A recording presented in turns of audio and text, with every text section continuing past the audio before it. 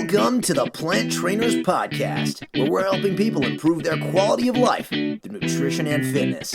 And now, your hosts, nutrition and wellness coaches, international speakers, Adam and Shoshana Chaim. Hey, I'm Adam Chaim. And I'm Shoshana Chaim, and we are Propelled by Plants. Today we bring to you episode 350, Preparing Food for a Pandemic with Carleigh Bodrug. In this episode of the Plant Trainers Podcast, we talk with Carleigh Bodrug about how to manage your plant-based kitchen during these hard times. We're in the middle of a pandemic. Many of us are at home all day long isolating. And although the information that we talk about today can be used in your regular life when everything goes back to normal, we really thought it was important for people to have an idea of what they can batch cook, how they can store it, how they can be prepared in case we can't get to food later on or it gets a little bit harder. But of course, once you go back to work and life gets normal again, maybe you can have some great plant-based food stored up. So we're confident that you're going to be ready to take on the kitchen and start cooking and freezing once you're done listening to this episode. But better yet, go into the kitchen now, make yourself a big batch of vegan chili or soup while you listen, and you'll know exactly how to freeze it by the time it's done. Carleigh is the founder of Plant U, a whole food, plant-based online community, digital meal planner, and food blog. Carleigh holds a BA in journalism and media studies from Western University and Fanshawe College. She's a registered holistic health coach and a graduate of the plant-based certificate program by nutrition studies at Cornell University, just like me. This is an awesome episode. Share it out. You're going to love these tips and tricks to keep us healthy and safe with lots of food for the times to come. If you have preschool children or school-age children at home like we do right now, you're probably struggling to find the balance between child-led play and school kind of structure. And our kids are not responding very well to really school structure at home right now. So we need to engage them in different ways to have them learn, to have them interact, to have them build skills without them really feeling like they're at school or we're trying to do something unnatural. So our Yummy Foods activity book has come in handy for us and a lot of other people out there. So you can go ahead and click the link in the show notes, click the shop on planttrainers.com, or just go to amazon.com or amazon.ca and you could order it right then and there. It'll be at your house in just a couple of days and you will be able to have your children have fun, learn, and even take part in the recipes. And now for a moment of gratitude. I'm very grateful that we are able to find positives that are going on in the world now, that we're able to connect with our friends via social media, via Skype, via Zoom, that we're able to connect with other experts in the plant-based field and continue to bring you amazing content and hopefully distraction from everything that's going on right now. I'm grateful for the opportunity to spend even more time as a family together and to watch how our kids interact so well together. And it's amazing that you would think siblings wouldn't get along so much, but ours seem to be getting along almost, I would say, 99% of the time. And it's pretty awesome that they are. I was going to say 23 hours and 45 minutes a day. Yeah, hopefully I didn't just jinx it, but that's what I'm grateful for right now. Carleigh Bodrug, thank you so much for joining us on the Plant Trainers Podcast today. Thank you so much for having me. I'm so excited about this. We're super excited too, and you're not so far away from us. You're like a 30-minute drive, and it's super exciting to have fellow Canadian putting plant-based out there for everybody to see. So thanks for what you do, and we want to know if you have a moment of gratitude to share with us. Yes, at the current time of this recording, we're going through COVID-19 and basically under a lockdown in Canada. So I would say I'm very grateful to have a roof over my head, running water, heat, and all of those things that I think so many of us take for granted often. Yeah, starting to think about what might we need to live without moving forward over the next couple of weeks. And we had a power failure here just a couple of days ago, and it kind of sent us into panic mode because we're busy thinking and preparing and living one way that's so different from what we're used to right now. And then the lights went out and we're like, how long will this last? What will happen to the food in the fridge? When dark comes, will we find our flashlights kind of thing? So, all those small little things that you don't normally think about, I think everybody's kind of thinking about right now. And not only that, we lost our internet connection, which cut us off from everybody that we're in contact with, except for our small family that we have together. So it does put things in perspective. It's a very challenging time for everybody right now. And I think what we're going to talk about today might be very helpful for a lot of people as they prepare for what's to come, because we really don't know what is to come or how long we're going to be in this current situation for. Yeah, so we're definitely going to help people out. Why don't you, before we get into that, tell us a little bit about how you found plant-based and what it did for you? Of course. So in 2015, news came out from the World Health Organization that red meat and processed meat had been now considered a class 1 and class 2 carcinogen. So this hit me and my family like a ton of bricks. We had grown up a meat and potatoes diet, probably what most people now refer to a standard American diet, glass of milk with dinner every night, meat and potatoes. And my dad, years and years ago, had colon cancer, stage 2 colon cancer. And that news then came out 10 years later in 2015. He's a survivor. And I remember him just being so angry because he had had this super invasive surgery, had survived cancer, and had continued to eat the very thing that had probably caused it. So that news hit us like a ton of bricks. And at the time, I was living up in Northern Ontario on my own in a small basement apartment. And basically overnight, my entire family started transitioning to a plant-based lifestyle. However, having come from that background of never eating a vegetarian meal in my life, didn't know what to do, how to cook, how to approach it. So we started looking up plant-based recipes online, started playing around in the kitchen, and eventually saw that there was definitely a gap online for truly, truly simple, whole food, plant-based, unprocessed recipes. And that's when I just started sharing some simple recipe infographics on my blog, Plant You, and on my Instagram account, and it kind of took off from there. So I've been on this journey because I truly think that a whole food, plant-based diet is the absolute best way to health-proof your body. Just some immediate things that I noticed when I went plant-based. I lost 5 to 10 pounds without even trying. I wouldn't say I necessarily needed to lose weight, but it just kind of fell off, and have maintained that weight for the last 5 years. My skin and hair had never felt better. I had lifetime, this might be TMI, but lifetime issues of constipation. And I had actually been on medication as a kid for this, and those subsided almost instantly. So it's just such a lack of fiber in that kind of traditional American diet where you're eating cheese and meat for so many meals to going to so many vegetables. So I was on a mission to tell everybody about this, and I still am. So eventually the blog in popularity, and now I'm doing this full time. So it's truly living out a dream. That's super exciting how you were able to do that all with your family, right? You all did that together. How's your dad now? Great. He loves eating a plant-based diet, and he's doing fantastic. And we're so thankful that we found it when we did. However, honestly, I always say I wish I had eaten this way my entire life, but I guess you can't choose when you kind of find something like this. No, you definitely can't. And I think that you found it young enough that, anybody finds it young enough that it should have a great effect on the rest of their life, but, pretty young. And I think right now what we're going through with COVID-19, I think a lot more people are going to be finding a plant-based lifestyle because people are home more, they're listening to podcasts more, they're researching more, they're looking for blogs, they're looking for recipes that they can make that will feed their children. There's a shortage of specific foods in the grocery stores because people are hoarding it.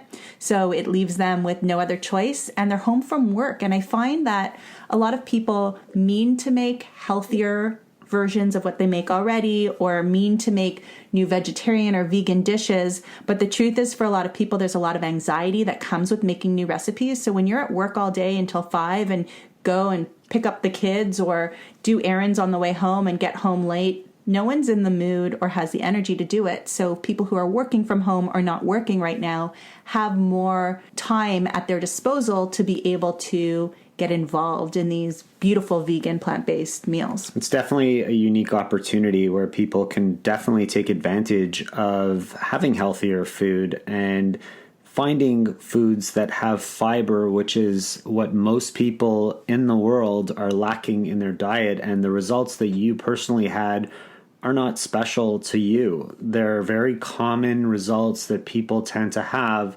once they transition to a plant-based diet. And we're not saying that people have to go all the way right now.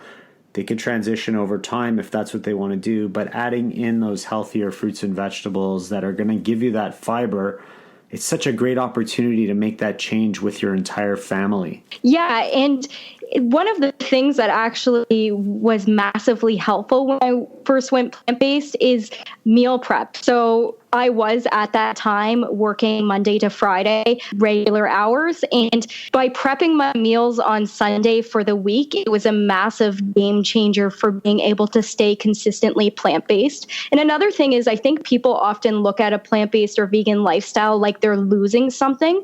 But what I gained was just an abundance of different meals. I had been eating the same chicken, rice, and green bean meal for so long in my life.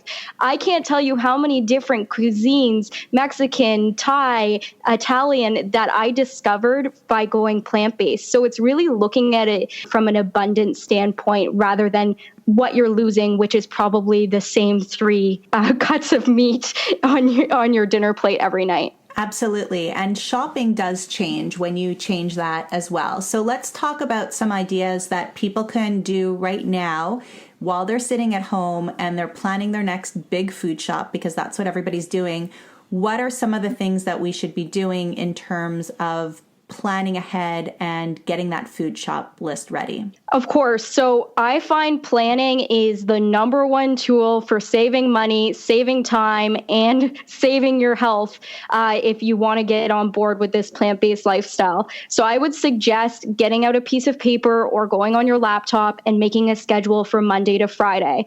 Decide what you want to eat for the week. So often what I find easiest is eating the same breakfast for a few days a week, the same lunch for a few days a week, and maybe changing up the dinner a couple times a week. This allows you to prep multiple meals at once. So for example, I would suggest going onto Pinterest and looking up easy plant-based meals. The amount of bloggers that are serving us right now is just incredible with plant-based recipe ideas.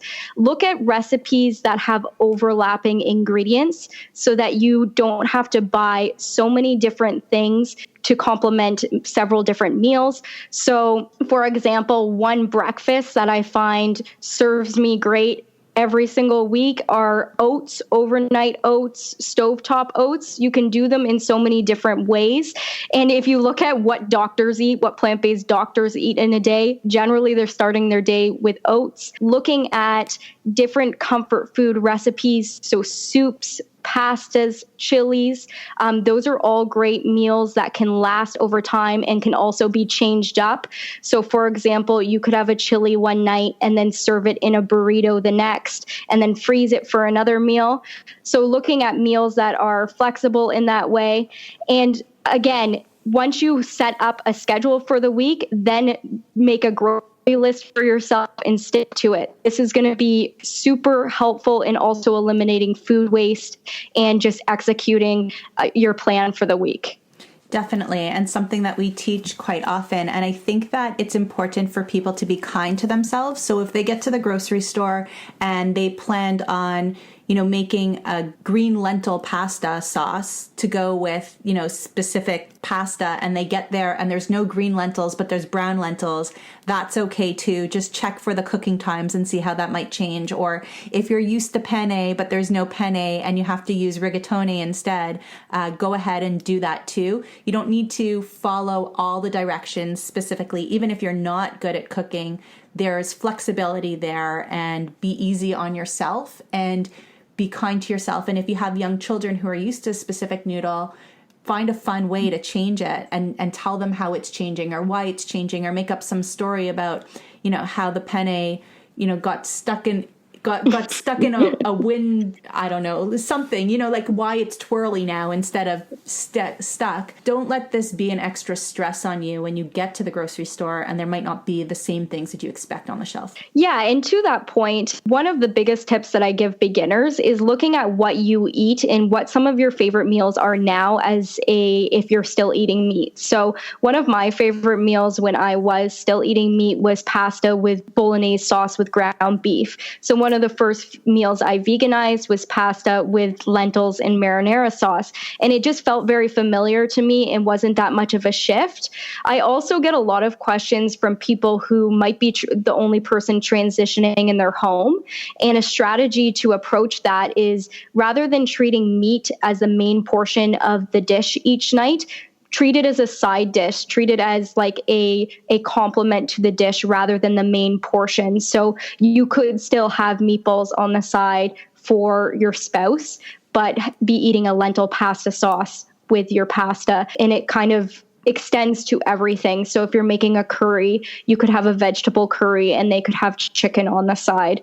This is reality. Like people take time to transition and that's okay. You can even start by just adding more plants to your meal and reducing the amount of animal products you're eating. This is also a really good time for those of you who are plant-based at home, but the rest of the family isn't, to be like, oh, I went to the grocery store and there was no chicken today. So you're going to have, tofu in the same sauce instead. Oops, sorry, everyone. Slim pickings out there. A lot of people are going to have to be more flexible in what they're going to be bringing home because potentially grocery stores are going to be running out of certain items depending on where you live. And it's going to be an adaptation. You're going to have to modify what you're eating and cooking and preparing for the family and make the best with what you've got. Just wanted to pop in here and remind you about our Easy Recipes for Busy Parents e-cookbook, where we help you to really get meals done for a whole week. Make sure that we overlap ingredients so that you don't have to go out buying a crazy amount of ingredients that you're never going to use again. And the recipes are pretty simple and children aren't scared of them when they're trying them out for the first time. So if you want to get that, you could click the link in the show notes or pop over to planttrainers.com/shop and check out our Easy Recipe for Busy Parents cookbook. And now back to the show. Because of the times we're in, people are going to start to batch cook like we've been talking about, even though they have more time to do it during the week. But if they want to start to put some food away longer term and start to freeze things, are there certain foods that are better that keep longer frozen versus ones that don't?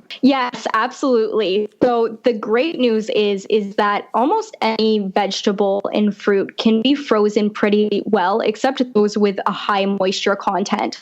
So things that freeze really well are corn, peas, broccoli, cauliflower, carrots, green peas, squash, greens such as spinach, kale, chard and collards, onions, peppers, celery, and herbs. Those can all be frozen. The veggies that I would stay away from freezing are things like cucumbers, cabbage, radishes, mushrooms, lettuce, again, because they have that high moisture content. So when you thaw them, they're going to become very mushy.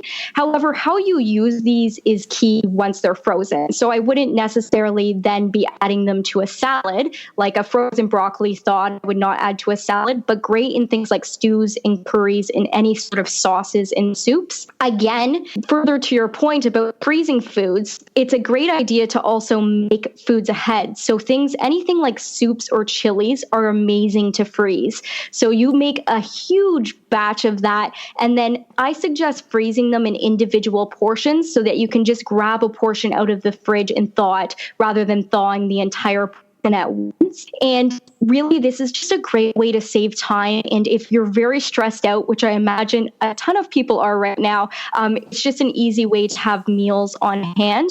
It was interesting because I went to the grocery store a couple of weeks ago when this all started, and I had heard that it was like just absolutely barren in the grocery store.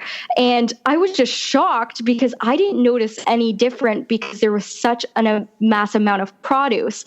The second time I went, I did take a look at the meat and cheese and egg aisles, and those were wiped out. So I don't know where everybody is listening from right now, but I found there to be quite a bit of fresh produce in the aisle. It's a good idea to wash it, throw it in the freezer so you're good for a long period of time.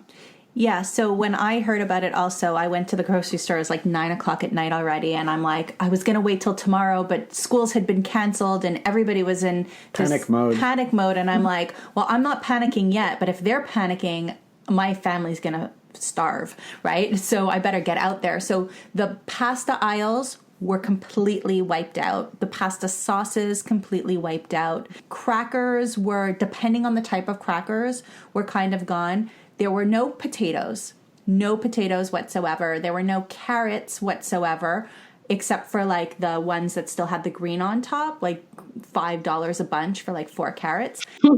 But otherwise, everything in the produce section was there. There was no meat, there was no cheese, there was none of that.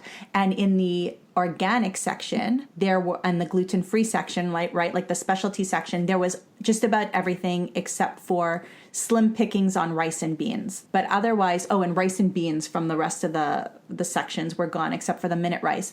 So I find that it hasn't really changed what we're shopping for so much because it's all the produce that we're shopping for, and it's mostly in the organic section, organic rice, organic beans, things like that. But the other thing that was missing was frozen peas and corns, frozen everything. All the frozen vegetables were gone, which I was really happy about. So it made me say, okay, people are eating more vegetables than I think they are. People are preparing to eat more vegetables than maybe they were before. So I was really happy about that. But then I wasn't left with much in terms of the frozen. Mm-hmm. But I've got the skills and the know-how to say, okay, I can take this, bring it home, wash it, and freeze it right away too, as long as we don't run out of room in the freezer. So I think a lot of people do want to freeze what they're cooking and freeze their vegetables so that they have it long term. Absolutely. And it's a great idea to do, especially because that frozen food is gone right now. And in terms of like how to freeze these vegetables, all you want to do is simply give them a wash and then put them let them dry and then put them in a freezer bag if you have them.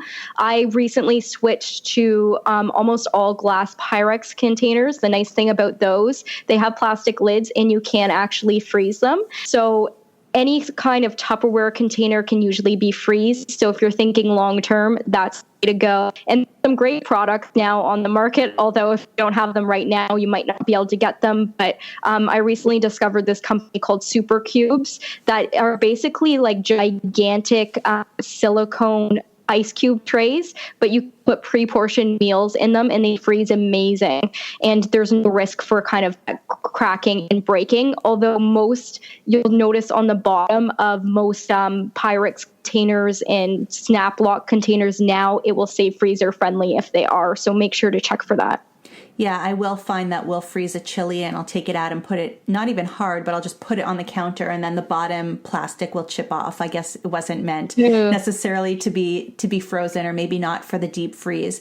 And I do use, because we're still switching over to get more.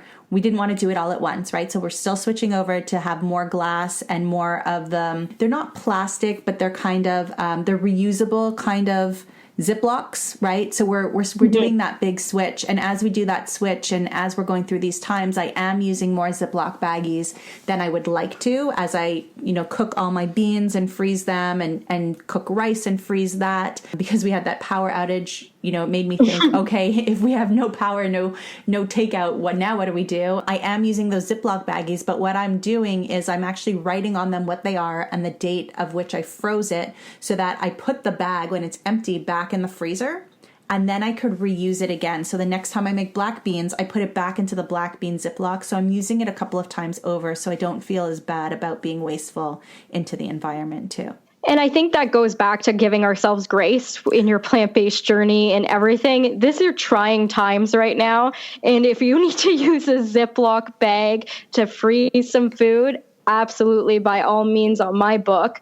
I think we're all on our own journey, and we're all just trying to do the best we can right now, and especially feeding our families. So however you can freeze that food, I'd say do it. Yeah, so we've talked about freezing soups, freezing chilies, freezing fruits and vegetables. Some of those can be used again, like can be steamed and used again. Some of those would be better off in stews and chilies and things like that. Or smoothies. So that's something that we've done. I bought a whole bunch of mangoes and they were all going bad at the same time. So, I threw them in the freezer, which is helpful too. The other thing that I like batching is my pancake mix. I don't like buying a pancake mix. I like making it from scratch. So I will put all of the dry ingredients into a container or a Ziploc baggie that I reuse and reuse and reuse.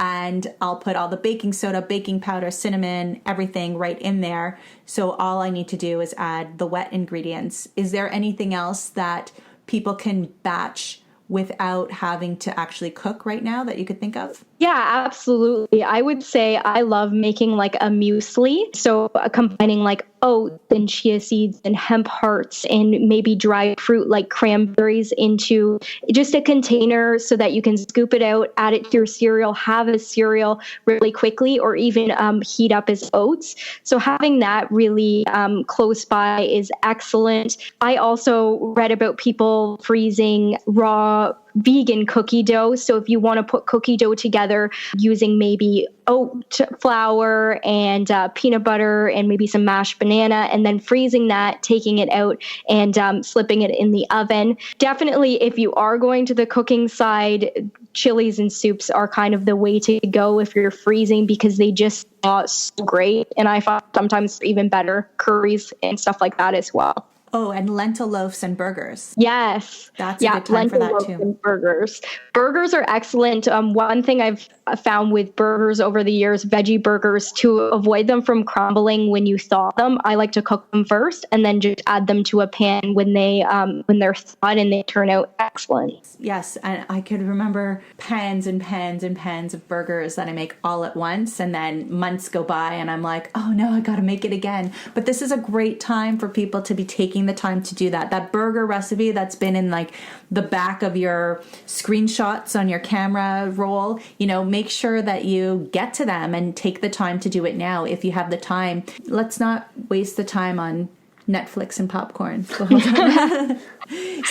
time on Netflix and popcorn, but really take some action and learn some new skills and get confident in the kitchen so that when life is back to normal, you've acquired these skills and things seem easier and faster. If you have veggies going bad as well, one thing I absolutely love to prep, and it makes your kitchen smell amazing, is veggie broth. So you can use literally absolutely anything in your fridge. I've used beets, like old carrots and celery and scraps of stuff. Throw it in a pot with a bunch of water and some salt and seasonings such as turmeric and basil, and let that cook down for about 4 hours, and then add to freezer safe containers. And you can use broth in so many amazing dishes. One forewarning though, the first time fiance and I did this, we added it to mason jars and we filled them up too high. Don't think we let them cool enough before they went in the freezer. It was just an explosion of broth in our freezer. So you want to make sure that there's room in the top of your mason jars if you're doing it that way, and that you let them cool completely before putting in the freezer. But broth is a great one. Yes, and my rule of thumb is if you have to ask somebody in the house if they think that it's too full or not, that you should just take a little bit more out and err on the side of caution. That's perfect. Even if I say yes. Even if he says yes. Yeah, unless you're looking to get them in trouble. Yeah. Then you could blame them later. So, Carleigh, what right now would be a great recipe that you enjoy making that other people could get to during these tough times? Okay, let me see. I'm a huge curry fan. And the reason I'm a huge curry fan is there's so many ways you could do it. So look in your aisles for red curry paste. And if there isn't red curry paste, yellow curry paste, or green curry paste, start looking for Indian spices then. You're going to go from Thai to Indian. So start looking for something called garam masala. You might have cumin and other turmeric in your cupboard already. And you're going to want coconut milk and maybe a can of chopped tomatoes. If you have it, you can also use fresh. Throw the coconut milk in a can of chopped tomatoes in a pan and add either that red curry paste or some spices such as garam masala and cumin and turmeric, and add whatever vegetables you have in the fridge. Frozen peas are amazing. Tofu is amazing in it. And you can serve this over a variety of grains, which is why I also love it. So it could go over quinoa, rice noodles, or I've even seen some people make like a red curry pasta dish. So just having that variety for that one dish is really key, and making sure that everybody can make it with what they have right now. And it's very comforting. I find it, actually on, what was it, Tuesday or something like that, Adam's like, I'm craving comfort food. And I'm like, oh dear, what do you want now? And he's like, I just want curry. And I'm like, yes, curry is a great comfort food, but it's also healthy, right? It's got spices in it. It's got antioxidants in it. It's got a ton of vegetables in it. And if it's done right, it's going to be done healthfully, and it's going to nourish the body. I think it's funny though, because there are so many people that would say curry, no, I can't eat Indian, or that kind of smell, I can't tolerate it. 15 years ago. That was us not too right. It was us. We were totally not into curry, and then we just opened up to it, and it completely changed our lives. So we would go to Adam's aunt's house for dinner, and if she was making a dish with cilantro in it, she would even have to put the cilantro on the side. Like any of those kind of spices, the sea spices were like a no for us. And then we picked up and we moved to Hong Kong for 2 years, and then we decided to go to India for 3 weeks, not liking curry, not thinking we liked curry, not being open to trying it. But then we got there and we just started tasting it and liking it, and we were immersed in it, and we haven't looked back. So if you're that person who goes, oh, I can never do curry, I challenge you to do it, and start with the Thai curry.